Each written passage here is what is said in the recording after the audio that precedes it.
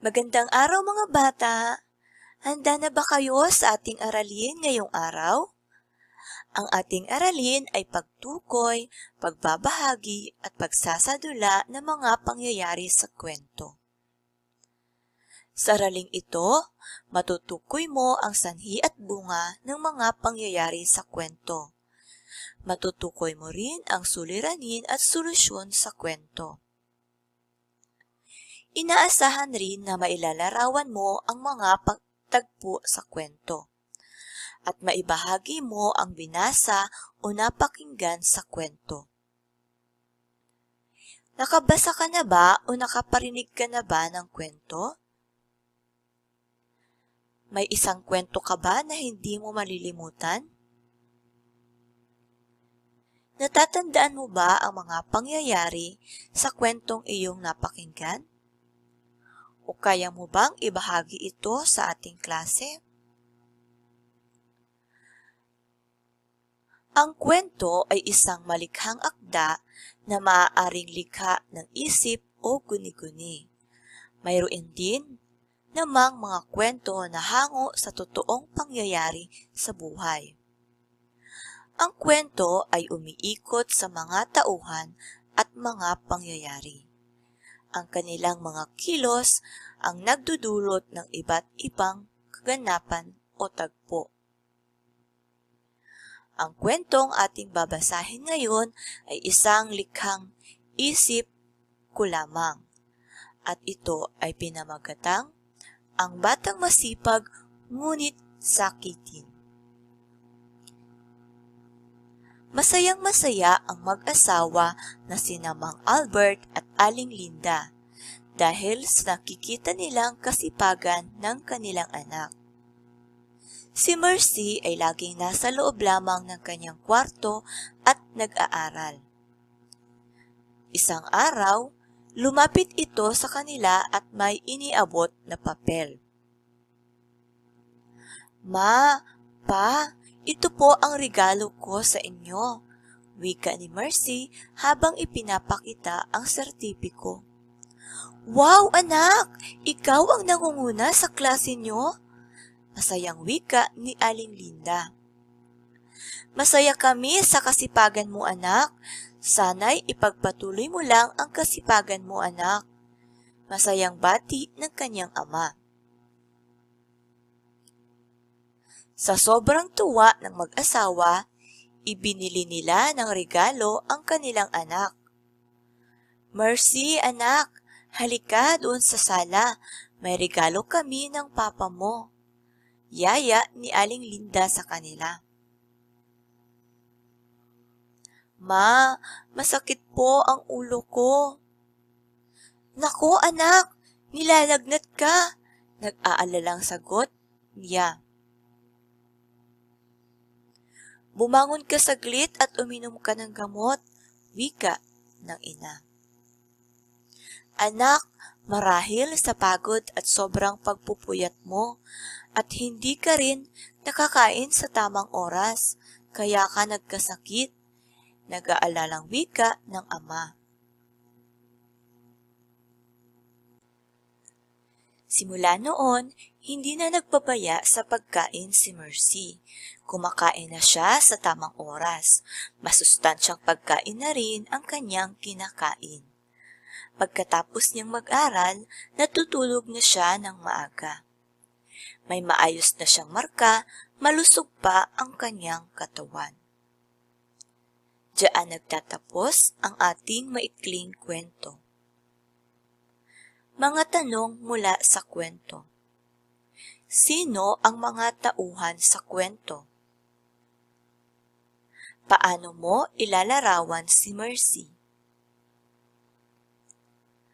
Ano ang naramdaman ng mag-asawa nang makita ang sertipiko ni Mercy?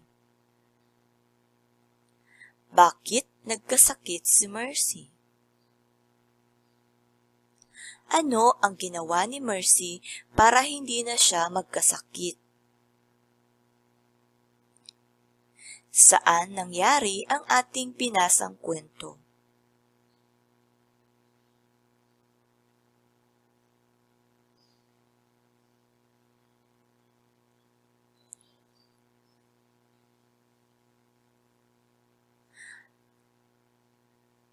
Ating talakayin ang ating binasang kwento sa pamamagitan ng iba't ibang paraan. Una, ang pagtukoy sa sanhi at bunga mula sa kwento.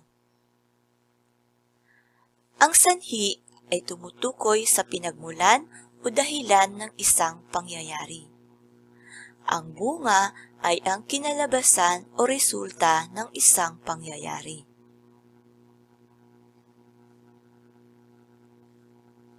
Mula sa ating binasang kwento, ang sanhi ay si Mercy ay nag-aaral ng mabuti. Ang naging bunga, siya ay nanguna sa kanilang klase. Siya ay nakatanggap ng sertipiko.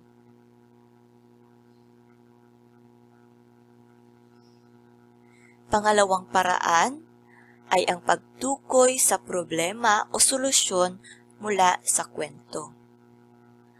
Ang problema ay tumutukoy sa negatibong bagay o masamang pangyayari.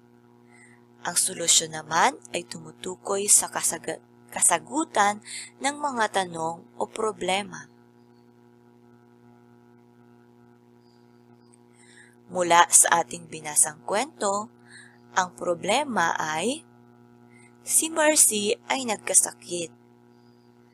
Ang solusyon, siya ay kumain ng masustansyang pagkain. Siya ay kumain sa tamang oras at siya ay natutulog na ng maaga.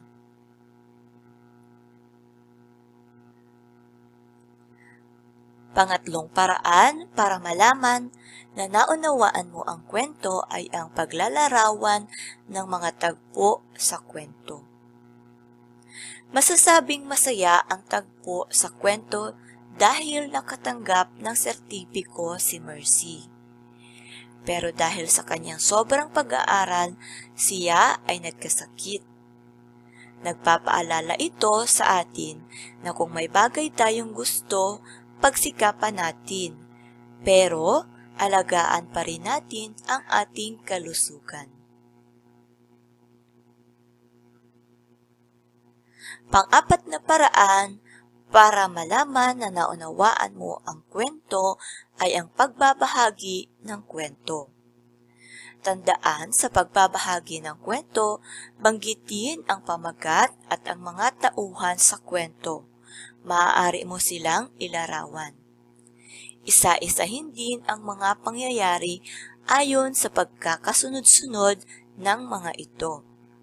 Kailangan na matuto ka ring tumugon sa nababasa mong teksto o nilalaman ng kwento. Isang paraan upang maipakita mo ito ay sa pamamagitan ng pagsasadula ng pangyayari sa kwento.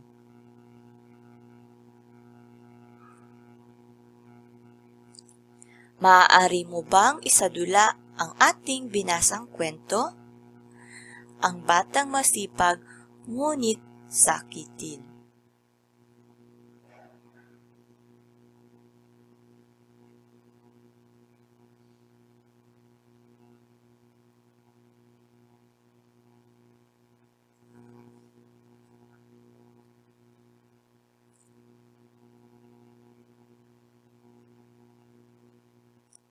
Isang paraan din sa pagbabahagi ng kwento ay ang pagsunod-sunod ng mga pangyayari sa kwento. Ayon sa ating binasang kwento, ano ang mga pagkakasunod-sunod ng mga pangyayaring ito? Maaari mo bang bigyan o lagyan ito ng bilang 1 hanggang 5? Ayon sa pagkakasunod-sunod ng pangyayari sa kwento?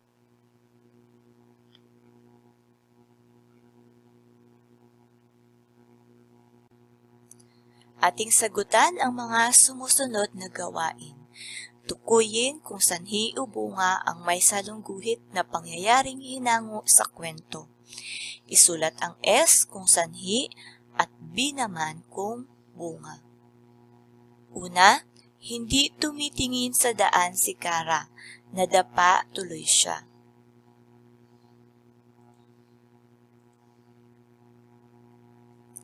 Pangalawa, Masayang-masaya si Philip.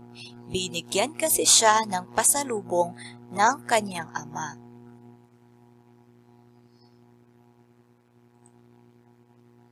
Pangatlo, gusto na niyang umiyak sa takot nang makitang papalapit na aso.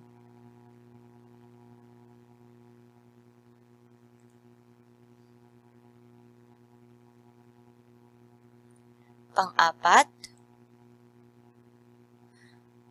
pinarangalan si Jessa ng kanyang guro.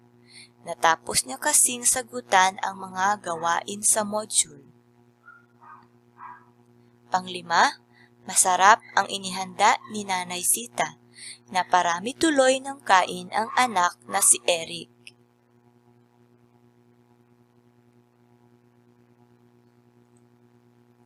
Lagyan ng masayang mukha kung ang isinasaad ay solusyon. Lagyan naman ng malungkot na mukha kung ito ay suliranin. Una, mataas ang baha tuwing may malakas na ulan. Pangalawa, kumain ng prutas at gulay para malusog ang katawan. Bumagsak sa pagsusulit si Marco. Maaga gumising si Lito para hindi mahuli sa klase. Panglima, kinagat ng aso si Belinda.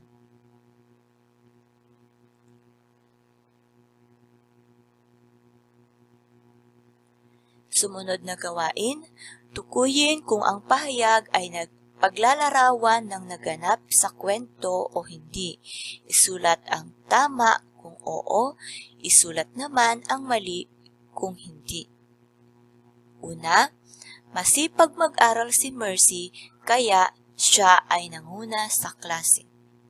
Ito ba ay nabanggit o naihayag sa kwentong ating binasa? Tama kung oo, mali kung hindi. Pangalawa, pinagalitan si Mercy ng kanyang ama dahil sa mababa niyang marka. Pangatlo, nahulog sa puno si Mercy kaya siya nilagnat. Pang-apat, kumain ng prutas at gulay si Mercy para maging malusog at malakas. At panglima, binilhan siya ng regalo ng kanyang ama at ina.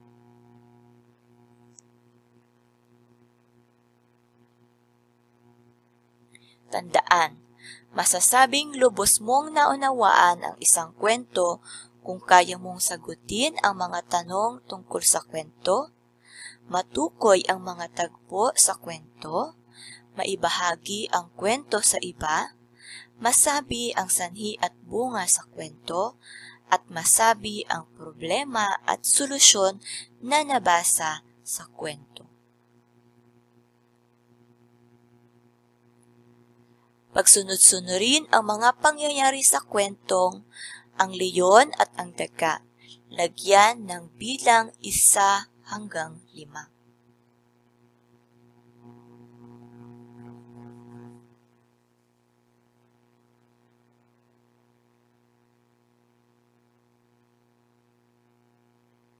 Pagtambalin ang sanhi at sa kaliwa at ang angkop na bunga sa kanan.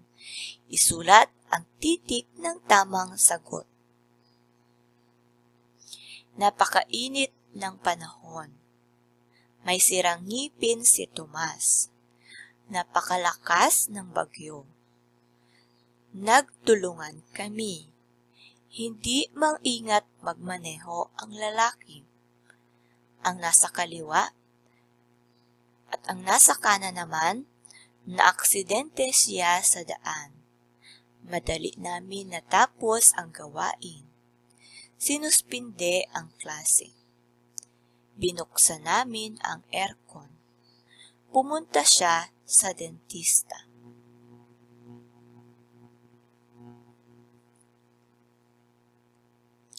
Diyan nagtatapos ang ating aralin sa araw na ito.